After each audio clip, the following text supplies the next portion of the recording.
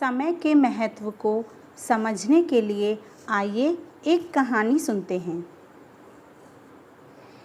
एक शहर में दो बहनें रहती थीं।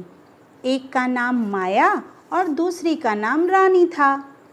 दोनों ही अपने माता पिता और बाबा दादी के साथ अपने घर में रहती थीं। माया और रानी दोनों साथ साथ स्कूल जाती थीं और साथ ही खेला भी करती थीं।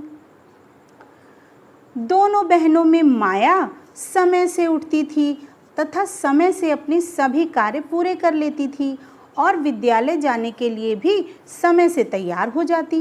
लेकिन रानी हर काम को टालती रहती, हर बात में कहती, अभी मेरा मन नहीं है, बाद में कर लूँगी, थोड़ी देर बाद करूँगी। माया और उसकी माँ उसे बहुत समझाते, लेकिन वह मानती ही नहीं थी।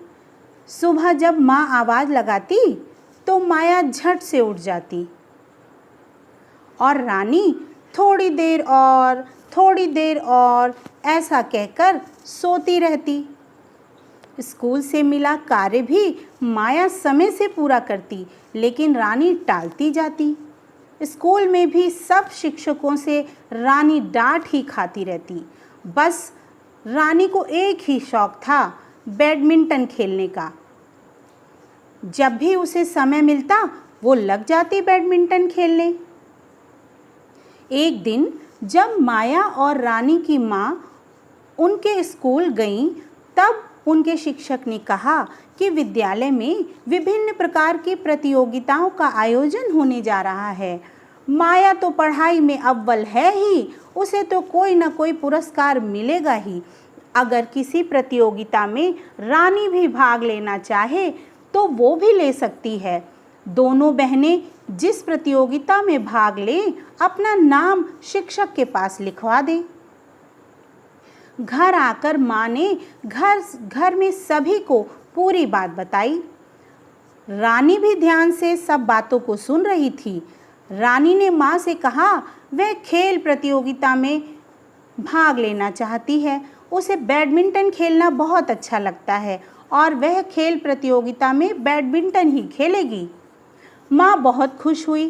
उसने माया का सुलेख प्रतियोगिता में और रानी का बैडमिंटन प्रतियोगिता में नाम लिखवा दिया। अब तो रानी बहुत खुश हुई, सारा दिन बैडमिंटन खेलती। उसकी मेहनत देखकर घर में सब लोग बहुत खुश थे। प्रतियोगिता के दिन माँ ने दोनों को उठाया। माया उठकर नहा धोकर जल्दी ही तैयार हो गई, लेकिन रानी बार बार उठाने पर भी थोड़ी देर और कहती रही। माया के बुलाने पर बोली, तू चल, मैं बस अभी आती हूँ।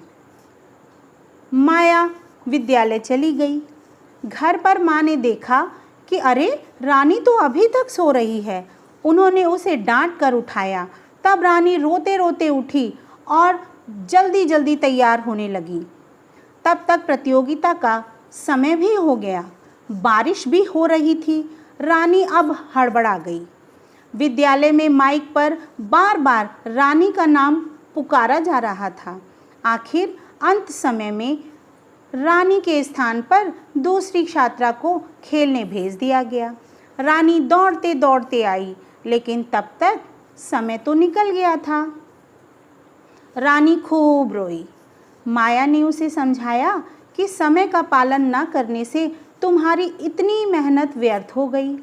रानी ने माया को गले लगाकर कहा, आज और अभी से मैं तुमसे ये प्रॉमिस करती हूँ, अपना समय कभी भी बर्बाद नहीं करूँगी, हर कार्य समय से करने की आदत डालूँगी।